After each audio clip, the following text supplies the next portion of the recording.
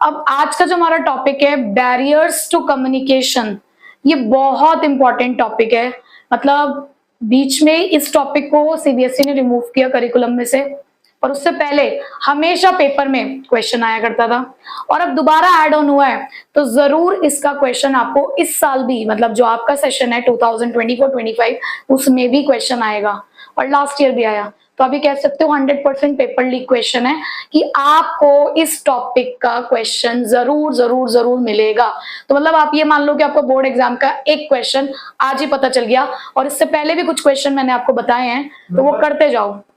पिछले साल ये क्वेश्चन 4 नंबर का आया था, ठीक है। तो 4 नंबर, 3 नंबर, 6 नंबर, कितने भी नंबर में आपको ये क्वेश्चन देखने को मिल सकता है। कहने की बात यह है कि आएगा तो जरूर, मेन मुद्दा यह है कि आएगा तो जरूर। ये टॉपिक आपको ऐसा पता चल गया कि भाई ये तो आएगा, इसको छोड़ के बिल्कुल भी नहीं जाना है, ठीक है। तो सबसे पहले बात करते हैं कि what are the barriers, what is the meaning of barrier. Barrier क्या है? बाधा, रुकावट, बाधा। तो कई बार जब हम बातचीत करते हैं ना, तो बातचीत करते हुए भी हमारे सामने कुछ ना कुछ रुकावटें आती हैं, कुछ ना कुछ बाधाएं आती हैं। तो हम यहाँ पे बात कर रहे हैं उन्हीं रुकावटों की जो हमारी कम्युनिकेशन को खराब कर देती है। तो यहाँ पर बैरियर्स टू कम्युनिकेशन क्या है? Those factors that obstructs the effectiveness of communication. कि भाई बहुत बढ़िया तरीके से बातचीत चल रही थी, लेकिन कुछ ऐसी रुकावटें आ गई, जिन्होंने हमारी कम्युनिकेशन को क्या कर दिया? खराब कर दिया। तो इन बैरियर्स को हमने 4 पार्ट्स में डिवाइड किया। 4 तरीके के बैरियर्स हम निकाल के लेकर आए। पहले का नाम है सिमेंटिक बैरियर, इसे लिंग्विस्टिक बैरियर भी कहते हैं। दूसरा साइकोलॉजिकल बैरियर, तीसरा ऑर्गेनाइजेशनल बैरियर, और फोर्थ है हमारा पर्सनल बैरियर। जब मैं बात करूं सिमेंटिक बैरियर्स की या लिंग्विस्टिक बैरियर की, so it is related to the language. कि कहीं ना कहीं लैंग्वेज प्रॉब्लम है, हमें वर्ड नहीं समझ आ रहा। कई बार आप कहते हो ना, अरे मैडम उसको क्या बोलते हैं, उसको क्या बोलते हैं, यानी कि ओमिशन ऑफ वर्ड है। आप लोग पेपर में यही वाले बैरियर ज्यादा करते हो, तुम्हारी क्या भाषा वो हमें समझ नहीं आ रही होती यार, एग्जाम में तुम क्या लिख रहे हो। ओमिशन ऑफ वर्ड्स है, रॉन्ग वर्ड का इस्तेमाल कर रहे हो, आप कहना कुछ चाह रहे हो, हम समझ कुछ रहे हैं।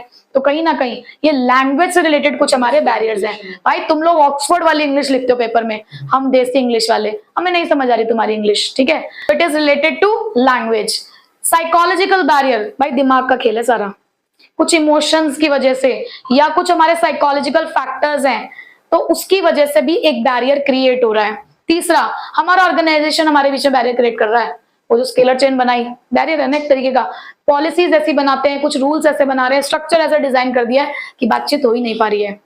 फोर्थ, हमारे कुछ अपने पर्सनल फैक्टर्स हैं, कुछ पर्सनल रीजंस हैं, चाहे वो सेंडर के हो चाहे रिसीवर के हो, यानी कि दोनों में से बातचीत के किसी के भी हो सकते हैं वो बैरियर। तो हमारे कुछ अपने पर्सनल फैक्टर है जिसकी वजह से हम सामने वाले से बात नहीं कर पा रहे ठीक तरीके से, ठीक है। तो हमें इन डिटेल इन चारों फैक्टर्स के बारे में, इन चारों बैरियर्स के बारे में 1 बाय 1 पढ़ना है। तो सिमेंटिक बैरियर्स कौन से बैरियर्स होते हैं? Which are related to the language, जहां पर लैंग्वेज की वजह से बैरियर्स क्रिएट हो जाते हैं। जहां पर अगर आप गलत वर्ड का इस्तेमाल करो, कोई वर्ड आप लिखना भूल गए, लैंग्वेज समझ नहीं आ रही आपको, कोई स्पेशल वर्ड का हम इस्तेमाल कर रहे हैं, आप कह कुछ रहे हो और दिखा कुछ रहे हो, ये भी एक तरीके का बैरियर होता है। आपने कहा कुछ, सामने वाले ने समझा कुछ, ये भी एक बैरियर होता है। तो इस तरीके के बैरियर्स जो है वो कम्युनिकेशन को क्या करते हैं? खराब करते हैं। तो ऐसे हमारे पास कितने बैरियर्स हैं? 6 बैरियर्स हैं, जिसमें सबसे पहला बैरियर कौन सा है? Badly expressed message. तो बैडली एक्सप्रेस्ड मैसेज का मतलब है कि जहां पर आप अपनी कम्युनिकेशन को डिलीवर करते टाइम गलत वर्ड का इस्तेमाल करते हो, आप कोई वर्ड लिखना भूल गए, ठीक है। उसके अलावा आपकी वोकैबुलरी में कमी है, आपको बहुत सारे वर्ड्स का मीनिंग नहीं पता। आप कहते हो ना कि हमारे पास फीलिंग्स तो हैं बट उसको बयां करने के लिए हमारे पास शब्द नहीं है, तो शब्दों की कमी, बैडली एक्सप्रेस मैसेज। कहना कुछ था, कह कुछ और दिया, तो इसे बोलेंगे बैडली एक्सप्रेस्ड मैसेज, ठीक है। Second, symbols with different meanings. बहुत सारे ऐसे सिंबल्स हैं जिनके मीनिंग अलग अलग हो सकते हैं, जैसे कि यहां पर मैंने एक एग्जांपल दिया, वैल्यू। अब वैल्यू का मतलब इंपॉर्टेंस से भी होता है, किसी चीज की इंपॉर्टेंस क्या है आपकी लाइफ में, और वैल्यू का मतलब किसी चीज की मॉनेटरी वैल्यू से भी हो सकता है कि वो चीज कितने की है। तो अगर आप गलत परसेप्शन लेते हो, गलत परसेप्शन मतलब अगर आपने गलत समझा उसका मतलब, तो कम्युनिकेशन अलग तरीके से जाएगी, ठीक है। Third, faulty translation. Faulty translation का मतलब है कि बहुत बार एक मैसेज को दूसरी लैंग्वेज में भी कन्वर्ट करना पड़ता है। तो अगर कन्वर्जन रॉन्ग हुआ, भाई हम दो ऐसे लोग बातचीत कर रहे हैं कि एक जापानीज लैंग्वेज में बात करता है तो दूसरा इंग्लिश में, हमने बीच में ट्रांसलेटर रखा। अगर ट्रांसलेटर को ही दोनों लैंग्वेज की एफिशिएंसी नहीं है, वही प्रोफिशिएंट नहीं है दोनों लैंग्वेज में, और वो गलत मैसेज कन्वर्ट कर रहा है, तो उससे क्या होगा, मैसेज हैम्पर हो जाएगा, कम्युनिकेशन खराब हो जाएगी। सामने वाला कह कुछ रहा है, आप उसे बता कुछ रहे हो, तुम तो लड़ाई बजा रहे हो दोनों के बीच में। तो अगर आप लैंग्वेजेस में फेमिलियर नहीं है, फॉल्टी ट्रांसलेशन हो रहा है, तो सही मैसेज डिलीवर नहीं हो पाता है। नेक्स्ट फोर्थ है हमारे पास टेक्निकल जार्गन। अब टेक्निकल जार्गन क्या होता है, जैसे हम लोग अपने ब्लड टेस्ट वगैरह कराते हैं, तो जब हम ब्लड टेस्ट वगैरह कराते हैं ना, तो हमारी रिपोर्ट आती है, तो उस रिपोर्ट को ना हम खुद ही पढ़ने की कोशिश करते हैं, हम बनने की कोशिश करते हैं डॉक्टर, कि अच्छा चेक करें कि सब कुछ सही चल रहा है या नहीं चल रहा है। तो ऐसे में बहुत सारी चीजें तो हमें समझ में आ जाती हैं उसके अंदर, भाई हाँ हमारी प्लेटलेट्स कितनी है, हमारे हीमोग्लोबिन कितना है, बहुत सारी चीजें तो हमें समझ में आती है। बट बहुत सारी ऐसी मेडिकल टर्म्स होती हैं भाई जो नहीं समझ में आती, जिसको कहीं ना कहीं हम गूगल करते हैं कि इसका मतलब क्या होता है, इसका मतलब क्या होता है। क्यों? क्योंकि वो हमारी फील्ड से रिलेटेड नहीं है, हम नहीं जानते उन वर्ड्स का meaning. So this is known as technical jargon. कि आप सपोज करो किसी ऐसे बंदे के साथ बैठ के बातचीत करो, जो स्पेशलिस्ट होते हैं ना जनरली, वो अपने स्पेसिफिक वर्ड्स का इस्तेमाल करते हैं अपनी फील्ड से रिलेटेड। अब वो हमारे सामने उन सारे वर्ड्स का इस्तेमाल कर रहे हैं, हमें उसका मीनिंग नहीं पता है, तो क्या वो जो बात कहना चाह रहे हैं वो बात हमें समझ में आएगी? नहीं। आप कोई सेमिनार अटेंड करने बैठे हो, उस सेमिनार के अंदर वो ऐसे भारी भारी वर्ड्स फेंके जा रहे हैं, फेंके जा रहे हैं, फेंके जा रहे हैं, हम बैठ के सुन रहे हैं, हाँ हाँ हाँ ठीक है, जैसे हमें समझ तो बहुत कुछ आ रहा है, बट एक्चुअल में कुछ समझ नहीं आ रहा। क्यों? क्योंकि उन्होंने कुछ ऐसे वर्ड्स, ऐसी वोकैबुलरी यूज करी जिसके साथ नॉर्मल पर्सन फैमिलियर नहीं होते हैं, वो किसी स्पेशल फील्ड से रिलेटेड होते हैं। जैसे कि डॉक्टर अपने मेडिकल टर्म्स यूज करता है, एक लॉयर अपने लीगल टर्म यूज करता है, ठीक है। तो ऐसे जो भी वर्ड्स हैं जो स्पेसिफिक होते हैं किसी पर्टिकुलर फील्ड से, तो उसे बोलते हैं टेक्निकल जार्गन। तो अगर कम्युनिकेशन में ऐसे वर्ड्स का इस्तेमाल किया गया तो मैसेज पूरी तरीके से समझ नहीं आता है। जब तुम भी अकाउंटेंसी के या बिजनेस स्टडीज की केस स्टडी पढ़ रहे होते हो, तुम भी कहते हो ना क्या लिखा हुआ है, क्या लिखा हुआ है, क्योंकि वो उनकी लैंग्वेज है, बिजनेस लैंग्वेज है। So body language and gesture decoding. अब इसके अंदर क्या है कि हम क्या कह रहे हैं और हम क्या एक्सप्रेस कर रहे हैं अपने बॉडी मूवमेंट से, दोनों में एक मैच होना चाहिए। सपोज करो कि आपके बॉस ने एक दिन आपको बुलाया और सरकास्टिकली उसने एक जोक क्रैक किया। कहने को तो वो जोक सुना रहा है सबको, लेकिन चेहरे पे उसके अतीम गुस्सा है, भाई बहुत ज्यादा गुस्सा उसे आ रहा है कि भाई उसकी वर्कर्स ने काम सही नहीं किया होगा, ये वो, तो उनको टोंट मारने के लिए उसने, वैसे तो उसने जोक सुनाया लेकिन उसके फेस पे साफ दिख रहा था कि वो बहुत गुस्से में है। ठीक है, इसके कहने का मतलब क्या है कि आप जो कहो वही एक्सप्रेस भी करो। अगर दोनों में मैच नहीं है ना, तो सामने वाला कंफ्यूज है, यार कहना क्या चाह रहा है, वैसे तो ये जोक सुना रहा है, चेहरे पे गुस्सा दिख रहा है, कहना क्या चाहता है ये। तो यहाँ पर ये भी एक कम्युनिकेशन बैरियर है हमारे लिए। Last, unclarified assumption. Unclarified assumption का मतलब क्या होता है कि जहां पर आप अपनी तरफ से बातों को अज्यूम कर लेते हो, पूरी बात सुने बिना ही आप मान लेते हो कि हाँ ठीक है ऐसा हुआ होगा। तो अनक्लैरिफाइड अजम्पशन को समझाने के लिए हम एग्जांपल ही देखेंगे। पहले मैं आपको एक एग्जांपल बताती हूँ बुक वाला, फिर मैं आपको ये वाला एग्जांपल बताऊंगी। किसी एक कंपनी के अंदर एक फॉरेन गेस्ट आता है, ठीक है, तो वो जो कंपनी का मैनेजर होता है वो अपने ड्राइवर को कहता है take care of the guest. उससे सिर्फ इतना कहा ड्राइवर को, इसके आगे ना तो ड्राइवर ने कुछ पूछा, ना उसके मैनेजर ने यानी कि बॉस ने उसको कुछ कहा। अब ड्राइवर ने ये अज्यूम किया, ये अजम्पशन लगाई कि मुझे सिर्फ इस फॉरेन गेस्ट को इसके होटल रूम तक पहुंचाना है, उसके बाद मेरा काम खत्म, just because I am a driver. But यहां पर उस बॉस का मतलब था कि जब तक ये फॉरेन गेस्ट यहां पर है तब तक आपको इसके पूरे अकोमोडेशन, खाने पीने सबका ध्यान रखना है। बट दोनों में से किसी ने भी इस बात को क्लैरिफाई नहीं किया। तो यहाँ पे ये जो अजम्पशन थी, दोनों ने अपनी अपनी अजम्पशन मान ली ना। उसने मान लिया कि ड्राइवर समझ गया होगा कि मैंने क्या कहा है, और ड्राइवर ने मान लिया कि हाँ बॉस ने यही कहा होगा। तो दोनों की तरफ से अजम्पशंस कैसी होगी? अनक्लैरिफाइड। सफर कौन कर रहा है बीच में? जो फॉरेन गेस्ट है। तो यहाँ पर भी तो कम्युनिकेशन बैरियर हुआ। अब एक और एग्जांपल से समझो इस चीज को। एक मैनेजर है, उसका ना सीनियर अकाउंटेंट छुट्टी पर चला गया था, तो उसने अपने जूनियर अकाउंटेंट से कहा, असिस्टेंट अकाउंटेंट से, कि जब तक सीनियर अकाउंटेंट नहीं आ जाता ना, take care of the books, जब तक वो नहीं आता। अब यहाँ पर उसका मतलब था कि आपको डेली बेसिस पे बुक्स को मेंटेन करना है, डेली की डेली जो भी एंट्रीज हो रही है वो आपको करनी है। और उसने समझा कि मुझे बुक्स को उठा के सिर्फ अलमीरा में रख देना है सेफली, कि कोई और इसका मिसयूज ना करे।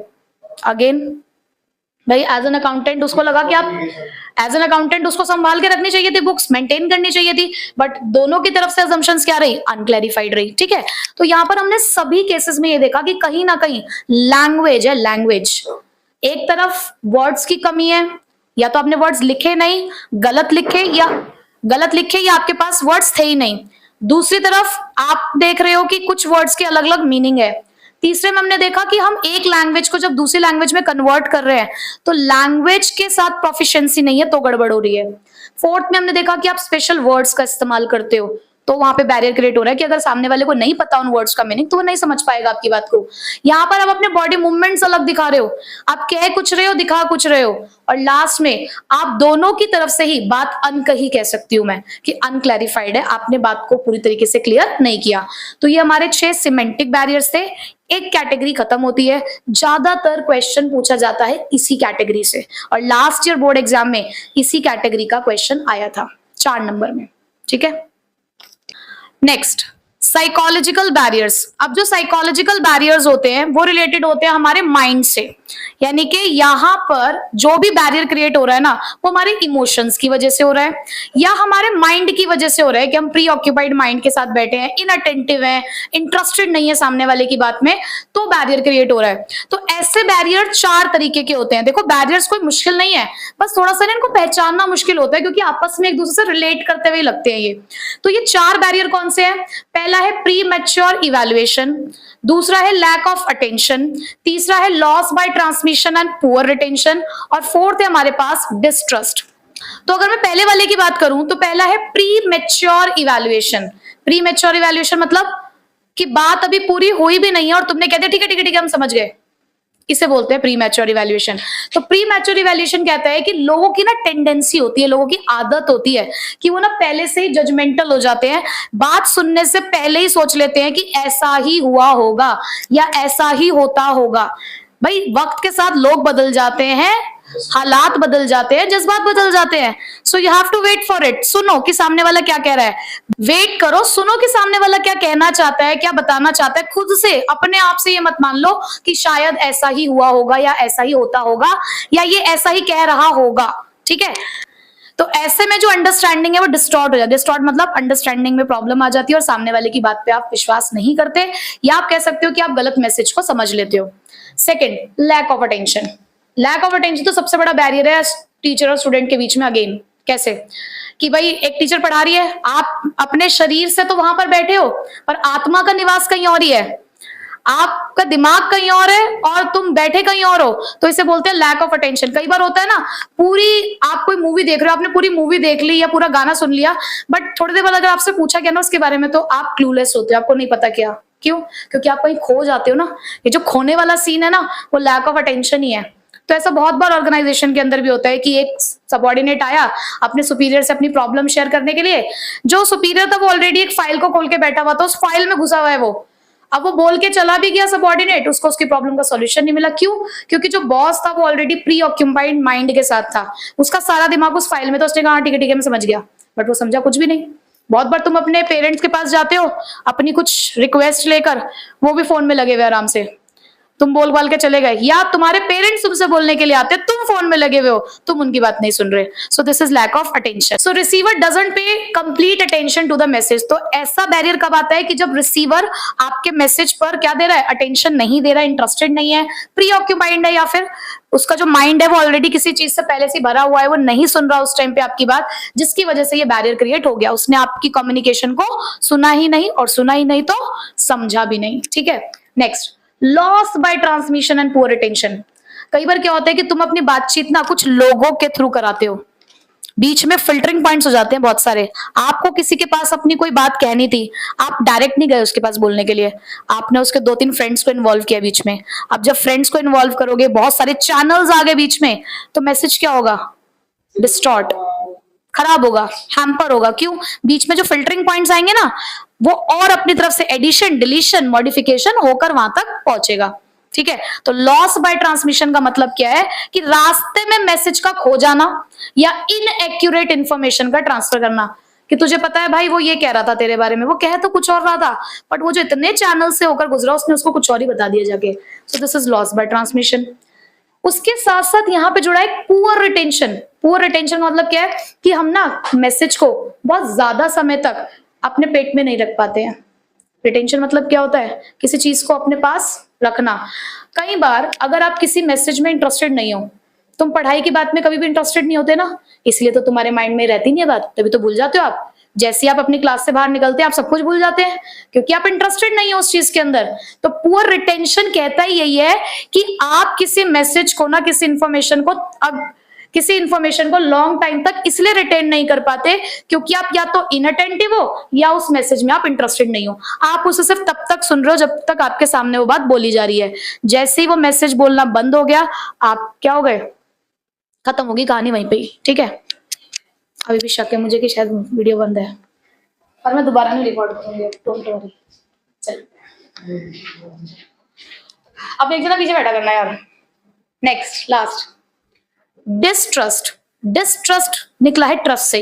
ट्रस्ट मतलब विश्वास और डिस्ट्रस्ट मतलब अविश्वास। डिस्ट्रस्ट का मतलब क्या होता है कि कई बार हम सामने वाले की बात पे विश्वास नहीं करते, तो भी हमने उसकी बात सुन तो ली है लेकिन हमने मानी नहीं।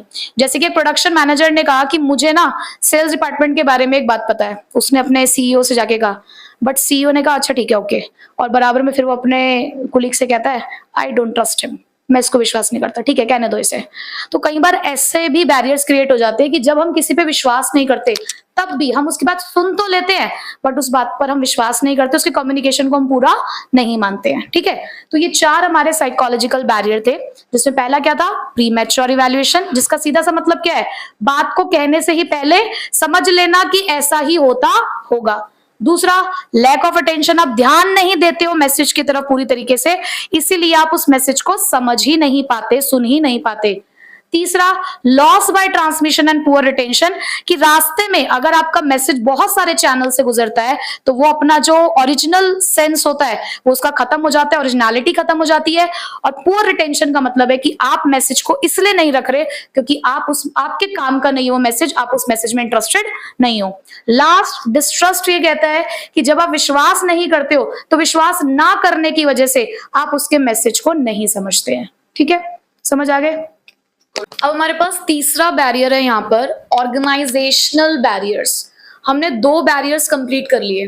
पहला बैरियर था semantic barriers related to the language, दूसरा हमारा बैरियर था साइकोलॉजिकल बैरियर्स, जो किससे रिलेटेड था, हमारे इमोशंस, हमारा माइंड, मतलब हमारे कुछ ऐसे साइकोलॉजिकल फैक्टर्स थे जो बीच में एक बैरियर क्रिएट कर रहे थे कम्युनिकेट करने के लिए। अब हमारा ऑर्गेनाइजेशन एक बैरियर की तरह काम करता है, तो ऐसे ऑर्गेनाइजेशन से रिलेटेड 5 बैरियर्स निकल कर आते हैं जिसकी वजह से ऑर्गेनाइजेशन में जब हम बातचीत करते हैं ना तो प्रॉब्लम आती है। तो पहला हमारा यहाँ पर बैरियर है, उसके अंदर ऑर्गेनाइजेशनल पॉलिसी, सेकेंड है रूल्स एंड रेगुलेशंस, थर्ड है स्टेटस, फोर्थ है कॉम्प्लेक्सिटी इन ऑर्गेनाइजेशनल स्ट्रक्चर, और फिफ्थ है हमारे पास ऑर्गेनाइजेशनल फैसिलिटी। तो सबसे पहले अगर बात करें ऑर्गेनाइजेशन की पॉलिसी, हमारे ऑर्गेनाइजेशन की ना कई बार कुछ पॉलिसीज ऐसी होती हैं जो बातचीत करने में रुकावट पैदा करती हैं। जैसे कि किसी ऑर्गेनाइजेशन ने सेंट्रलाइज्ड पॉलिसी यूज कर रखी है। सेंट्रलाइज पॉलिसी मतलब, सेंट्रलाइज का मतलब क्या होता है, सेंटर कौन सा होता है, सेंटर हमेशा एक होता है ना, तो यानी कि बातचीत का जरिया सिर्फ एक से ही है, वो एक ही है वो पॉइंट जिससे बातचीत की जा सकती है, यानी कि आपस में फ्री फ्लो ऑफ कम्युनिकेशन नहीं है। आपको यहाँ पर हमने रिस्ट्रिक्ट कर दिया है कि आप जो है जितनी भी बातचीत करोगे, बातचीत करने के लिए आपको पहले सेंटर पॉइंट के साथ गुजरना होगा, यानी कि उससे परमिशन लेनी होगी तो ही आप आगे बातचीत कर सकते हो। तो यहाँ उन्होंने पॉलिसी ऐसी बना दी है कि रिस्ट्रिक्शंस क्रिएट हो गई हैं। या मैं कहूं अगर यहीं पे ऑर्गेनाइजेशन डिसेंट्रलाइज पॉलिसी कर लेता तो, डिसेंट्रलाइज मतलब हर कोई किसी से भी बात कर सकता है अपने अपने लेवल्स में रहकर। डिसेंट्रलाइजेशन क्या कहता है कि आपके पास जितनी रिस्पॉन्सिबिलिटी है ना उसके रिगार्डिंग अथॉरिटी भी है, तो अपनी उस अथॉरिटी रिस्पॉन्सिबिलिटी को निभाने के लिए आपको जिन जिन से कम्युनिकेट करना है आप फ्री हो उनसे कम्युनिकेट करने के लिए। तो ये अच्छी पॉलिसी थी, ये कम्युनिकेशन को अच्छा करती।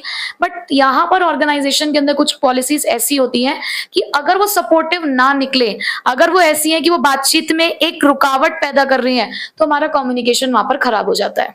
ठीक है। सेकेंड, रूल्स और रेगुलेशंस। बहुत सारी कंपनीज इतने ज्यादा रूल्स और रेगुलेशंस बना देते हैं रिजिड, उनका प्रोसीजर इतना कॉम्प्लिकेटेड होता है और आपकी जो मैसेज आपका उसे बहुत सारे कम्युनिकेशन चैनल्स के थ्रू होकर गुजरना पड़ता है, तो वहां पे कम्युनिकेशन में प्रॉब्लम आएगी। आप देखो ना, कई बार ना आप सपोज करो किसी कंपनी के लिए कोई कंप्लेन करना चाहते हो, तो वो कहेंगे कि पहले आपको इनसे बात करनी पड़ेगी, फिर इनसे बात करनी पड़ेगी, फिर इनसे बात करनी पड़ेगी। वो आपको एक बहुत लंबा चौड़ा प्रोसीजर बता देते हैं फाइनल पर्सन से बात करने के लिए। तो ऐसे में क्या होगा, कई बार क्या होता है ना, ऐसे में फिर हम बीच में ही छोड़ देते हैं कम्युनिकेशन को कि इतना लंबा प्रोसीजर हमें फॉलो करना है, इससे बेटर है कि हम नहीं करते इसको कम्युनिकेट। तो जब आपके सामने बहुत सारे रिजिड रूल्स आ जाएं, प्रोसीजर ऐसा आ जाए जिसको फॉलो करना इतना आसान नहीं है, आपको पूरा वो चैनल ऑफ कम्युनिकेशन फॉलो करना है जबकि आपको जल्दी बातचीत करनी है, तो ऐसे में कम्युनिकेशन यहाँ पर भी क्या हो जाती है, खराब हो जाती है। ये भी हमारे लिए क्या है, कुछ बैरियर्स है। हम बैरियर्स की बात करते हैं तो बैरियर्स क्या, रुकावट की जिस भी तरीके से आपकी कम्युनिकेशन रुक जाती है। ठीक है, थर्ड पॉइंट, स्टेटस। कई बार हमारा स्टेटस हमें दूसरों से बात करने से रोकता है कि ये मेरा जूनियर है, मैं क्यों इससे बात करूं, या मैं इसका क्यों सजेशन सुनूं, इसका ओपिनियन मैं क्यों सुनूं, मैं हायर अथॉरिटी का बंदा हूं, ये कौन है जो मुझे सजेशन दे रहा है, जो मुझे एडवाइस दे रहा है, मुझे नहीं सुननी इसकी बात। तो कई बार हमारा जो स्टेटस है ना, वो भी एक बैरियर क्रिएट करता है एक सुपीरियर और सबऑर्डिनेट के बीच में। उसके बाद fourth, complexity in organisational structure. बहुत बार ऐसा होता है कि हमारी जो इंफॉर्मेशन है वो बहुत सारे नंबर ऑफ चैनल से होकर गुजर रही है। जैसे कि हमने अभी यहाँ पे बात करी, तो यहाँ पर हम बात कर रहे हैं कि बहुत सारे मैनेजरियल लेवल से होकर गुजर रहा है। आपने ऑर्गेनाइजेशन स्ट्रक्चर के बारे में पढ़ा होगा, फंक्शनल और डिविजनल। अब वहां पर क्या होता है, ये तो सिर्फ दो ही स्ट्रक्चर है, ऐसे बहुत सारे स्ट्रक्चर्स होते हैं। तो कई बार आपने अपना ऑर्गेनाइजेशन का स्ट्रक्चर ऐसा डिजाइन कर दिया है कि यहाँ पर आपका जो मैसेज है वो बहुत सारे पहले लेवल से होकर गुजरेगा। अब जितने ज्यादा लेवल से होकर गुजरेगा, अब ये मान लो कि जितने ज्यादा पेट से वो बात होकर गुजरेगी, उतने ही ज्यादा उसमें क्या होगा, चीजें चेंज होंगी। भाई नमक मिर्च मॉडिफिकेशंस होंगे ही होंगे, तो ये मैसेज को खराब कर देंगे। लास्ट, आपकी ऑर्गेनाइजेशन की फैसिलिटी। पता है घर में भी हम कहते हैं कि कई बार ना फैमिली में भी एक कम्युनिकेशन गैप होता है पेरेंट्स और बच्चों के बीच में। ज्यादातर ये कहते हैं फादर और जो बच्चे होते हैं उनके बीच। कुछ घरों में पता है क्या होता है, पेरेंट्स जो वर्किंग होते हैं वो सुबह जाते हैं, शाम को आते हैं, खाना खाते हैं, सो जाते हैं। घर में आपस में बातचीत का कोई जरिया ही नहीं है। बट कुछ घरों में ऐसा होता है कि रात का खाना साथ में खाना है, दिन में कोई कहाँ कहीं भी घूम रहा है, लेकिन रात को बैठेंगे साथ में, डिनर एक साथ करेंगे, और जब डिनर एक साथ करेंगे सारे मिलके साथ बैठेंगे तो बातें भी करेंगे। तो सब अपने दिन की सारी रूटीन की जो भी बातें होंगी वो डिस्कस होंगी। तो इससे क्या होगा, आपस में एक दूसरे की फीलिंग्स शेयर की जाएंगी, और जो भी कोई प्रॉब्लम है तो वो प्रॉब्लम भी सामने आएगी, उसका सोल्यूशन भी निकाला जाएगा। तो ऐसे कंपनी से भी तो होना चाहिए। एक सुपीरियर और सबऑर्डिनेट के बीच में भी बातचीत का कोई जरिया होना चाहिए ना। तो बहुत सारी कंपनी ना कुछ ऐसी फैसिलिटीज देती हैं। कैसी, बहुत बार मीटिंग्स रखकर, फ्रीक्वेंट मीटिंग रखती हैं, ताकि अगर किसी के पास कोई सजेशन है, ओपिनियन है, कोई कुछ कहना चाहता है तो कह सकता है। अब कई बार अगर खुद नहीं कह पा रहा तो उन्होंने अपने यहाँ पे सजेशन बॉक्स रखे हुए हैं, बॉक्स बना दिया है। किसी के पास कोई सजेशन है, डायरेक्टली आके नहीं कह सकते हो, बॉक्स में डाल देना। आपके कोई कंप्लेंट है, कंप्लेंट बॉक्स भी रखते हैं कि अगर आपको कुछ कंप्लेन है, आप नहीं कह सकते हो सामने से आके, आपको डर लग रहा है, कोई बात नहीं, बॉक्स में डाल देना, हम आपकी प्रॉब्लम को सॉल्व करने की कोशिश करेंगे। या कभी कभी इवेंट्स ऑर्गेनाइज कर देना। ये दिवाली पार्टी, क्रिसमस पार्टी, ये क्यों होती है, एक मौका होता है सबका साथ में मिलने का, क्योंकि एक इनफॉर्मल तरीके से हम वहां पे साथ में एक दूसरे के साथ मिलते हैं, हंसते हैं, खेलते हैं, तो बात भी करते हैं। तो ऐसी सोशल और कल्चरल गैदरिंग्स भी होनी चाहिए ताकि लोग आपस में बातचीत कर सकें। वो जो barrier in rules, regulations, chain of command की वजह से क्रिएट हुआ है ना, वो यहाँ जाके खत्म हो जाए। ये 5 ऑर्गेनाइजेशनल बैरियर्स हैं जो कम्युनिकेशन को खराब कर सकते हैं।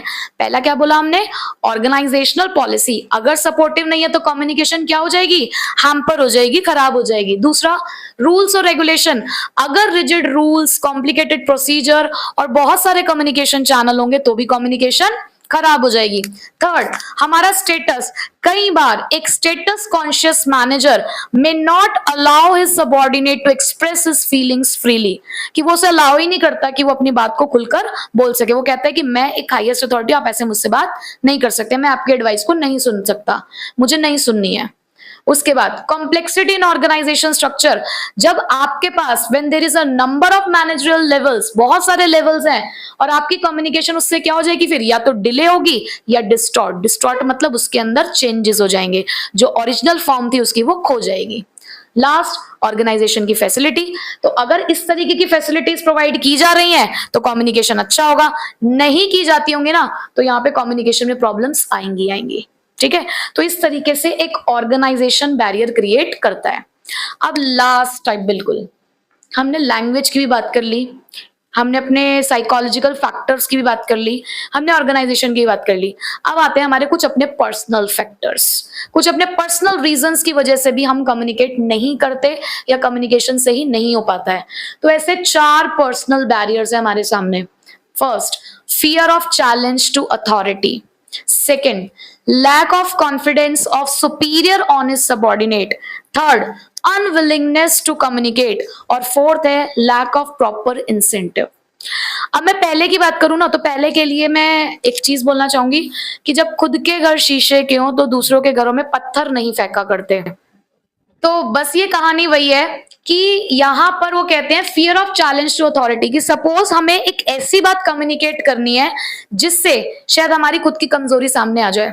हम दूसरे की शिकायत कर रहे हैं कि भाई उसने मैडम देखो ऐसा किया है, और जब तुम्हारा काम भी देखा गया तो तुम्हारी खुद में भी कुछ कमियां थी। तो जब खुद की कमी होती है ना तो हमें लगता है कि यार ऐसा ना हो कि उल्टा बात हम पे ही पड़ जाए और ये हो जाएगा खुद के पैरों पे खुद को लाड़ी मारना।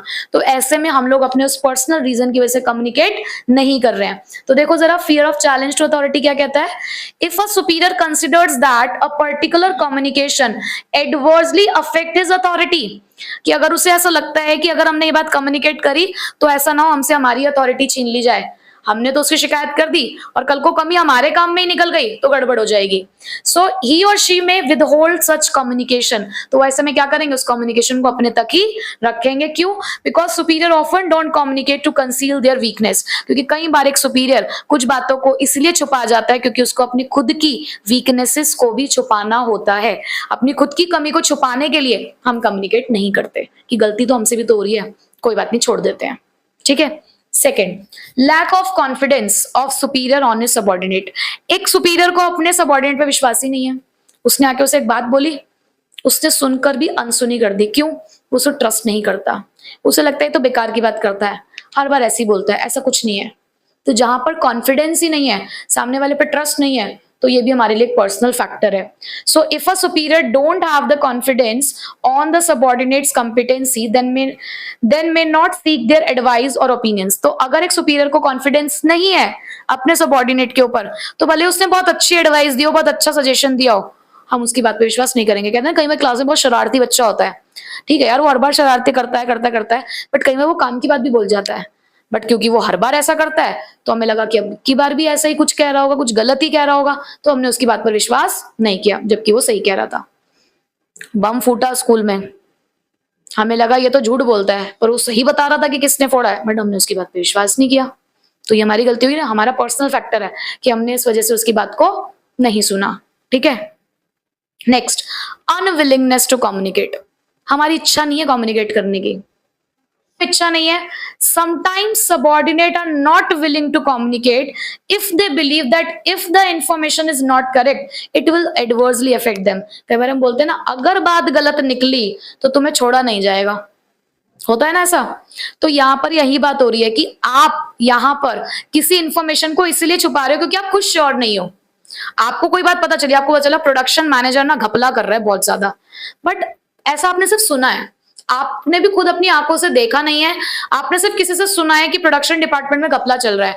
अब आप इस बात को सीईओ तक पहुंचाना चाहते हो या अपने मैनेजर तक, अपने सुपीरियर तक पहुंचाना चाहते हो, बट आप खुद श्योर नहीं हो, और कल को अगर ये बात झूठी निकल गई तो तुम्हें कंपनी से निकाल दिया जाएगा किसी की इमेज को खराब करने के चक्कर में। तो ऐसे में तुमने कम्युनिकेट ना करना ही जरूरी समझा। अब आपको एक कंफ्यूजन क्रिएट नहीं हुई, यहां और यहां दोनों ही बातें छुपाई जा रही है ना, बट यहां बात इसलिए नहीं छुपाई जा रही कि इन्फॉर्मेशन गलत हो सकती है, यहां आप अपनी कमजोरी को छुपाने के लिए इन्फॉर्मेशन को यहां पर डिलीवर नहीं कर रहे हो, अपनी बात, अपनी वीकनेसेस को छुपाना है आपको। बट यहां आप कम्युनिकेट इसलिए नहीं कर रहे क्योंकि आपको लगता है कि अगर इन्फॉर्मेशन गलत निकली तो यहां पर आपकी अथॉरिटी आपसे छीनी जा सकती है, आपके साथ कुछ गलत हो सकता है। ठीक है। Fourth, lack of proper incentive. मैं इतने बढ़िया बढ़िया आइडियाज दे रही हूँ अपनी कंपनी को, बट मेरी कंपनी कुछ कहती नहीं है उसके बदले में, ना तो मुझे अप्रिशिएट करती है, ना कोई रिवॉर्ड देती है, ना कोई बोनस देती है। तो ऐसा मैं कितनी बार कर लूंगी उनके लिए? एक बार दूंगी सजेशन, 2 बार दूंगी, तीसरी बार दूंगी क्या? बिल्कुल भी नहीं दूंगी। तो जब प्रॉपर इंसेंटिव ना मिले ना, क्योंकि देखो अपनी तारीफ ना सबको अच्छी लगती है, सबको अच्छा लगता है जब सब हमारे काम को पहचाना जाता है, हमें रिवॉर्ड मिलता है, हमें बोनस मिलता है। तो जब प्रॉपर इंसेंटिव ना मिले ना, तो भी फिर हमारे पास कोई आइडिया होगा भी ना, हम कम्युनिकेट नहीं करेंगे। तो ये भी एक तरीका का क्या है, बैरियर है। So if there is no motivation, no incentive, subordinate may not take any initiative to communicate any useful suggestion. तो वो बिल्कुल नहीं देगा कोई भी सजेशन अगर उसे लगता है कि यार कोई मोटिवेशन ही नहीं मिल रहा है, कुछ देते ही नहीं है हमारी कंपनी। तो ये भी क्या है, एक तरीके का बैरियर है। तो ये 4 बैरियर्स हमने पढ़े अभी, लैंग्वेज से रिलेटेड, साइकोलॉजिकल फैक्टर से रिलेटेड, ऑर्गेनाइजेशन से रिलेटेड और हमारे खुद के पर्सनल फैक्टर से रिलेटेड। पर इन बैरियर्स को खत्म करके अपनी कम्युनिकेशन को कैसे इफेक्टिव बनाया जा सकता है, ये हमारा अगला टॉपिक है। और बैरियर्स बहुत इंपॉर्टेंट है, चारों के चारों बैरियर्स आपको बहुत अच्छे से प्रिपेयर करने हैं और केस स्टडी के लिए ज्यादा अच्छे से प्रिपेयर करने हैं, ठीक है।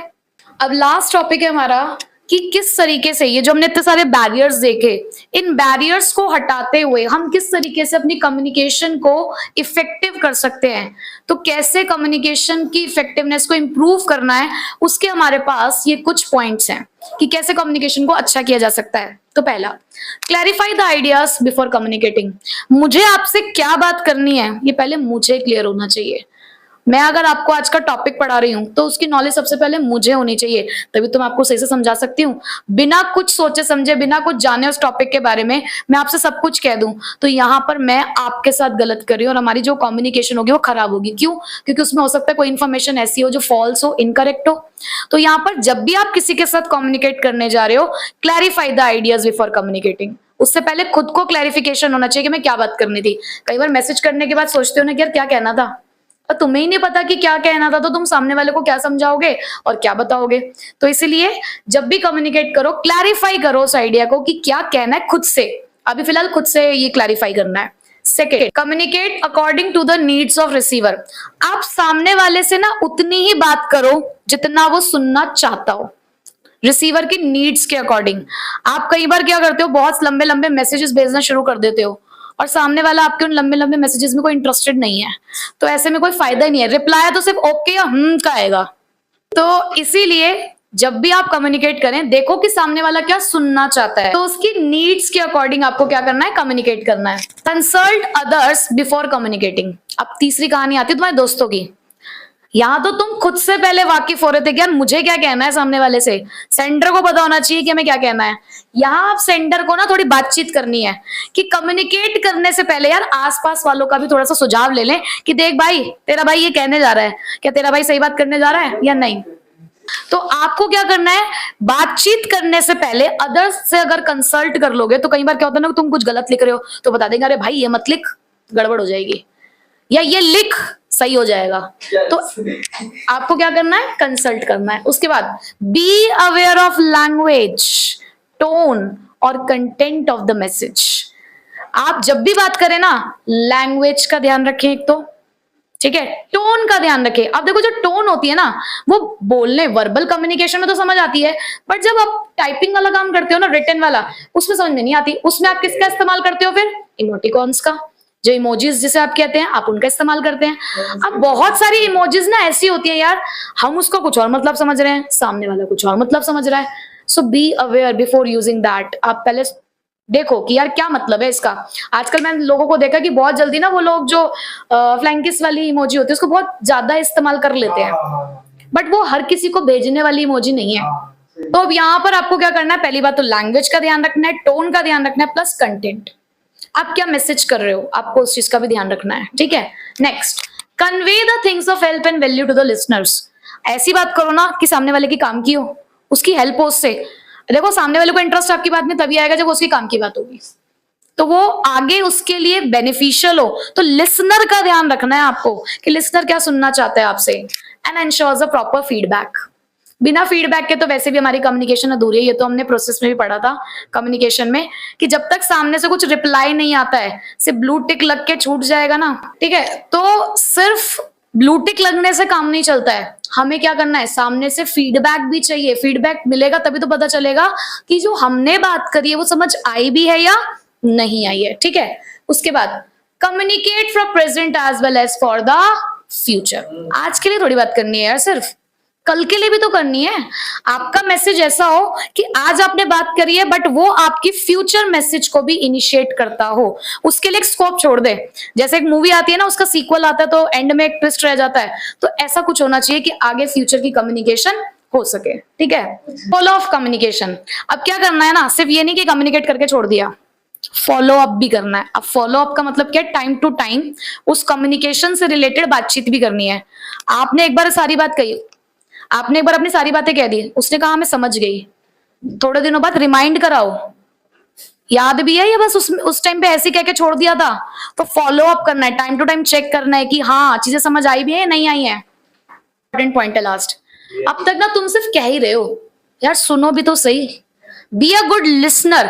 एक अच्छा कम्युनिकेटर ना वही होता है जो सामने वाले की सुनता भी है, सिर्फ अपनी बात बोलनी नहीं है, सुननी भी है। So always be a good listener, तो ही बात बनेगी। ठीक है, तो अगर आप ये सारी चीजें फॉलो करेंगे ना, तो आपकी कम्युनिकेशन क्या होगी, इफेक्टिव होगी, बहुत अच्छी होगी। ठीक है, तो ये आखिरी जो टॉपिक था, इसने बहुत बढ़िया तरीके से आपको बता दिया कि कम्युनिकेशन क्या होती है और कैसी होती है। और इसी के साथ हमारा डायरेक्टिंग वाला चैप्टर आज होता है कंप्लीट।